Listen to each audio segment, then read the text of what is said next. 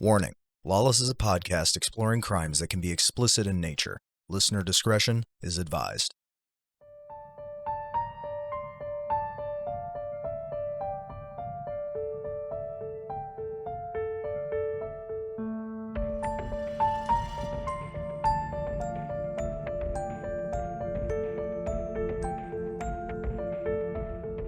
Hey true crime fans, it's Annie and Alicia, and today on Lawless we prove that crime really has no gender.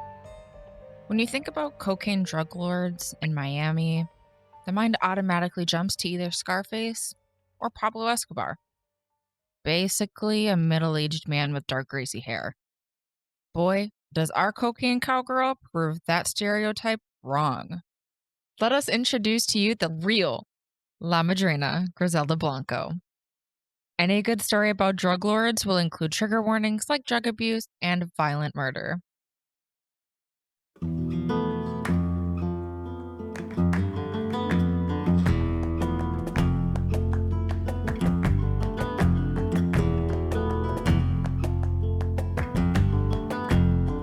Griselda Blanco Restrepo was born February 15, 1943, in Cartagena, Colombia, to Ana Blanco. Ana was an abusive mother, and the family lived in poverty. At the age of 3, Griselda and her mother moved to Medellin, where she continued to live a rough life. Her introduction to crime started at an early age and included prostitution, pickpocketing, kidnapping, and murder. She ran away from home at age 9 to escape being sexually assaulted by her mother's boyfriend. It is rumored that as an 11-year-old child, Blanco helped kidnap a boy to make some money. After the boy's wealthy family refused to pay the ransom, she shot him, resulting in the child's death. It appears Griselda resorted to fairly petty crimes until she was in her late teens to early 20s. When only 13, she married a small-time criminal, Carlos Trujillo, which resulted in 3 children, Osvaldo, Uber, and Dixon. This relationship did end in divorce, and it is believed that Griselda ordered his murder several years later. In the early 1970s, she began a relationship with Alberto Bravo, a drug trafficker whom she ultimately married. Bravo introduced La Madrina to the cocaine trade, where they were business partners. Blanco rose to power in the infamous Medellin cartel by growing the cocaine business in New York, Miami, and Southern California. In the early 1970s, Griselda moved to Queens, New York with Bravo by using fake passports. With New York City as their operations center, the couple began bringing cocaine into the United States. During this time, Blanco really began her rise to power and notability in the male-dominated drug business. She famously invented cocaine smuggling lingerie, which had secret compartments. Enhanced by Blanco's creativity, the couple established an extensive and highly profitable operation. Once indebted for $1.8 million to Marta Ocha, a first cousin of the Ocha brothers, a powerful Colombian cartel family and one of her first suppliers, she simply had her killed. But not before having her hitman beat her up, rip out her fingernails, and singe her with lit cigarettes. In April of 1975, Griselda was indicted on federal drug charges under Operation Banshee. She escaped back to Colombia, and later that year, she came to believe that her husband had stolen millions of dollars from their shared drug trafficking profits. This led to a shootout between Blanco and Bravo in the parking lot of a Bogota nightclub. The story goes that the 32-year-old Griselda pulled out a pistol, prompting Bravo to pull out an Uzi submachine gun. When the subsequent gun smoke cleared, 6 of Bravo's soldiers lay dead alongside their boss. Blanco escaped with a minor gunshot wound to the stomach, and this event solidified her nickname as Black Widow. The late 1970s and early 1980s was the pinnacle of Blanco's success. She moved back to the U.S., this time Miami. This is where La Madrina's empire reached its height. She was running the cartel with her 3 eldest sons. And during this time, Griselda also married for the 3rd time to Dario Sepulveda. And on August 5th, 1978, her favorite son, Michael Corleone Blanco, was born. After Dario left in 1983, he kidnapped Michael and brought him back to Colombia because efforts to reach a settlement in the custody battle stalled. This caused the Black Widow to issue a hit on her ex-husband and bring her son back to Miami. According to reports, she smuggled more than 3 tons of cocaine into the U.S. a year from Colombia. Her distribution network, which spanned across the United States, brought in $80 million per month. Her success supported her extravagant lifestyle. She was hooked on her own blend called Bazooka and celebrated her accomplishments with weed and cocaine-filled parties at her Miami mansion. Those who visited her home rubbed a bronze bust of her in the foyer for good luck on their way inside. Her parties often escalated to bisexual orgies with Griselda as the star. She was known to force men and women of her choosing to perform sex acts in front of her or to her at gunpoint. She was part of the cocaine wars in Miami in the late 1970s and early 80s. This war was caused by Miami officials trying to stop the flow of cocaine through a joint task force with the DEA called CENTAC 26. During this time, 25% of corpses in the morgue had wounds from automatic gunfire, and there were so many bodies that the medical examiner was forced to rent a refrigerated van from a Miami-based Burger King to house all the overflow. The war was also fueled by Griselda seeking to eliminate her competition. It was said that she ordered multiple murders that were committed by gunmen on motorcycles, a drive-by technique that she was said to have invented. Next, we will discuss several highlights from her reign as Godmother in Miami. On July 11th, 1979, the shootout at Miami Dadeland Mall were the murders that started the Cocaine Cowboy Wars. This massacre targeted a Miami kingpin and former business associate of La Madrina, Herman Jimenez Paneso, and his 22-year-old bodyguard, Juan Carlos Hernandez. Paneso was assassinated because of a feud between him and Carlos, who also worked with Blanco. According to rumor, Blanco owed Ramirez quite a bit of money, so she ordered the hit so she didn't have to pay him back. In the early afternoon hours of July 11th, 1979, Rivi Ayala, Griselda's favorite hitman, and Paco, her brother-in-law, pulled up to Dadeland Mall in a white van with the words "Happy Time Complete Party Supply" on the side. They went into the Crown Liquor Store at the Dadeland Mall with Uzis and let loose a hail of bullets, shooting Paneso and Hernandez, who were at the counter purchasing bottles of Chivas Regal. They were both killed instantly. 2 Crown Liquor Store's employees were wounded in the attack as well. Another example of Blanco's ruthlessness and greed were the arranged hits of drug dealers Alfredo and Grisel Lorenzo in their South Miami house as their 3 children watched television in the next room. They were murdered because they had failed to pay $250,000 for 5 kilos of cocaine that Blanco had allegedly delivered to them. Miami-Dade Homicide Division Sergeant Nelson Andrew said in a 2008 documentary, Cocaine Cowboys, "If you bought drugs from her and didn't pay her, she'd kill you. And if she bought drugs from you and didn't pay you, she'd also kill you." For as laissez-faire as Griselda was with most life, she was very protective of her boys. She once ordered a shooting that resulted in the death of a 2-year-old Johnny Castro, who was shot twice in the head as he drove in a car with his father, Jesus Chucho Castro, who was the target. Blanco was targeting Jesus, a former enforcer of Blanco's organization, because he kicked her son in the butt. When Osvaldo was killed in Colombia, Blanco had the priest read a statement to the funeral attendees that the deed would not go unpunished. One of her son's 2 murderers killed himself before her hitmen found him, and the second killer spent his last days on Earth tied up in a remote abandoned barn in Colombia being tortured by her men.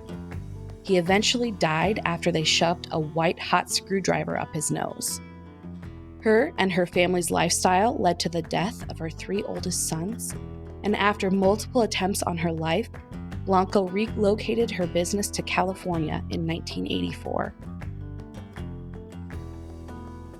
Griselda's reign faltered when she was captured in Irvine, California, February 18, 1985, by DEA agents and held with full bail. Her apprehender was DEA agent Bob Palumbo, who had been chasing her for over 10 years, since New York. Witnesses stated he kissed her on the mouth when they found her in her bathroom reading the Bible and stated, "Griselda, I'm so glad to see you." After they sent her to prison, she tried to escape, but was unsuccessful. Blanco's trial began in June 1985 in New York. She was only convicted of 1 count of conspiracy to manufacture, import into the United States, and distribute cocaine, despite also being charged with murder in several Florida slayings.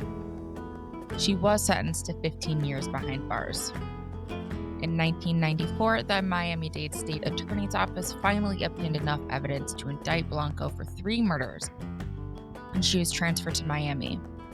This was achieved by pressuring one of Blanco's lieutenants and former hitman, George "Rivy" Ayala. However, the case collapsed due to technicalities relating to a telephone sex scandal between Ayala and a female secretary in the district attorney's office. This indiscretion caused prosecutors to worry about the credibility of Rivy's testimony on the stand, so they did not use it. Some speculated that he was acting out of self-preservation, fearing he could be targeted by members of Blanco's cartel if he testified. Blanco still pled guilty to the charges in a plea deal and served 10 years. Assistant U.S. Attorney Stephen Schlesinger, who prosecuted Blanco, said he doesn't dare venture to guess how many murders she ordered. Quote, "It would certainly be dozens. We have no idea here how many murders she authorized in Colombia. She was a complete psychopath. She murdered people at the drop of a hat. She would kill anybody who displeased her because of a debt, because they screwed up on a shipment, or she didn't like the way they looked at her." End quote. She continued to effectively run her cocaine business while in prison with the help of her son Michael. Blanco wanted to escape her prison sentence so badly that she formed a plot to kidnap John F. Kennedy Jr. and hold him for ransom in exchange for her own freedom. During her 19 years in federal prison, she attempted to plan this dastardly crime with the help of her people on the outside. Griselda believed that once her people had kidnapped JFK Jr., then the authorities would have no choice but to let her out of prison early. Thankfully, someone leaked the word of her plan to the FBI before it was set into motion. In 2002, Blanco suffered a heart attack while imprisoned, which began her transition into a born-again Christian. And then, in 2004, she was released from prison and deported back to Colombia after she finished her sentence. On the night of September 3, 2012, Blanco died at the age of 69 after being shot twice, once in the head and once in the shoulder, by a motorcyclist in Colombia. She was shot at Pardicio Butcher Shop on the corner of 29th Street after having bought $150 worth of meat. The middle-aged gunman climbed off the back of a motorbike outside the shop, entered, pulled out a gun, and shot Blanco twice, before calmly walking back to his bike and disappearing into the city. She died clutching a Bible as she had found her religion in her years since her release from prison. Michael Blanco stated to the Mirror in October of 2020, quote, "My mother was no saint. She had to survive to do her thing. But at the end of the day, she was my mother. I will forever honor and respect her. I love her," end quote. A former associate recalled, quote, "She had the worst temper I ever saw. She ordered death the way other people order pizza," end quote.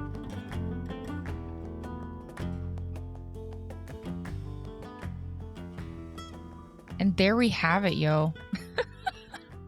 Yep, that's Griselda Blanco. So let's discuss, shall we?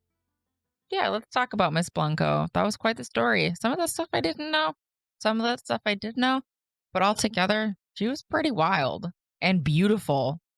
She was also tiny. She was 5 foot tall. She had dimples and a cleft chin. And she was known to tote around a gold plated submachine gun with emerald studs.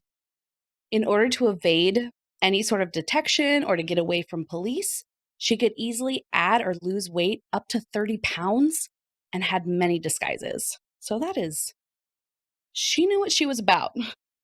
A former lover, Charles Cosby, who starred in the Cocaine Cowboys documentaries, um, he was African American, which was only tolerated because she was the godmother. Right. You have to remember this is, it was the 80s at that point. So, and she was Colombian and it was just not done. You did not mix races and she didn't care. You also probably weren't openly bisexual, but when you run a cartel, zero fucks given. Why would you?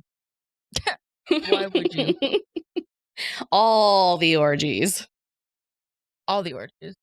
Yeah, and I mean, she was married 3 times during her life. You know, she was a teenager when she married her first husband, Carlos, and her last husband, Dario, left in 1983. And her second husband, Alberto Bravo, was the one who introduced her to the cocaine trade.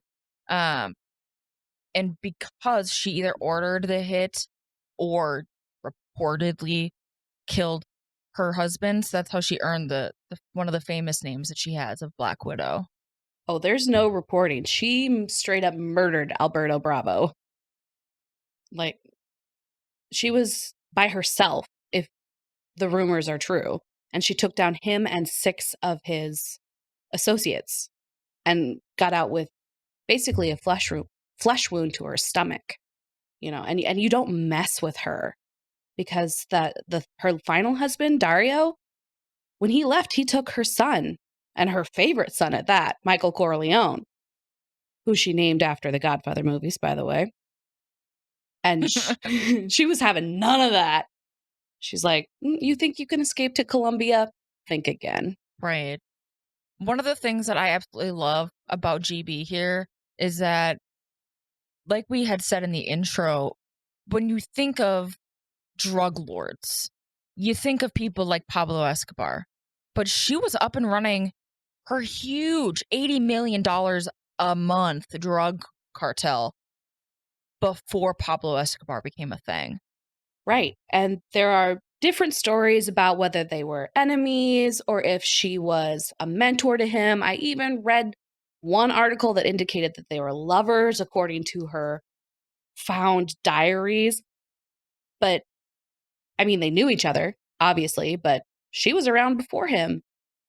And yet, hardly anyone has heard of her, which is nuts. Definitely. And super, super interesting. I absolutely love that. And she wasn't innocent either. She wasn't just the hand saying, do this. She also participated in drive-bys and other drug and gang-related killings.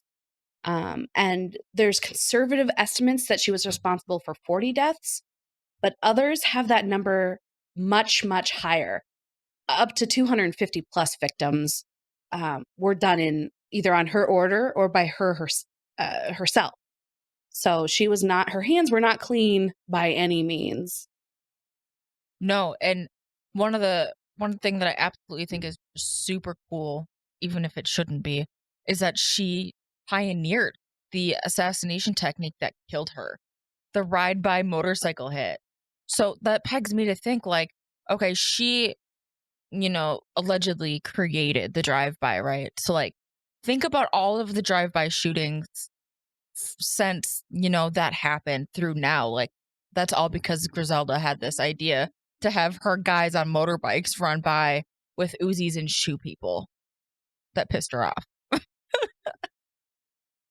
No kidding. It's absolutely karma that's the way she ended up going, because if she wouldn't have invented that, she could potentially still be alive since she was only murdered in 2012.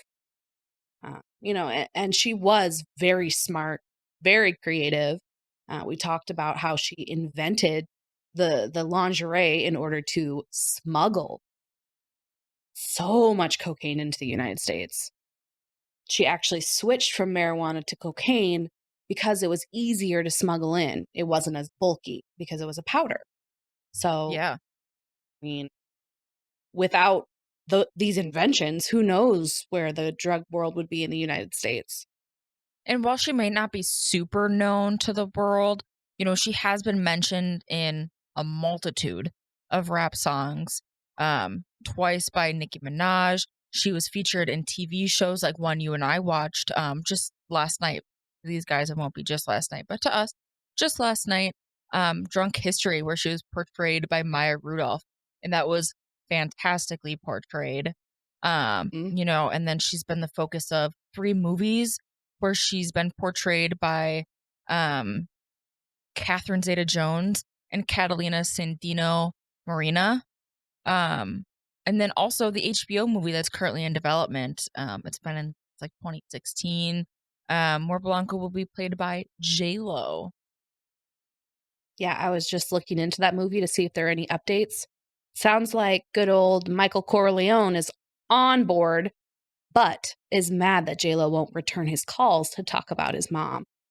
Oh, boy. I mean, it's not he is on his own show, I think, right now, on VH1. I don't know the name at the top of my head, but I do know I did watch an episode where one of his friends was actually in Colombia at his mom's grave, and he got to FaceTime with that friend while she was at the grave, and he got to have just a nice little moment with his mom. So that was definitely cool too. So I mean, I get it, but come on, man, J-Lo. I mean, you're small time. Are you really good? How do you expect anybody that's not, Mark Wahlberg A-list? I'm saying to get a call back from J-Lo. Get out of here. But in the same respect, she's making a biopic about your mom. You think they'd want that inside scoop?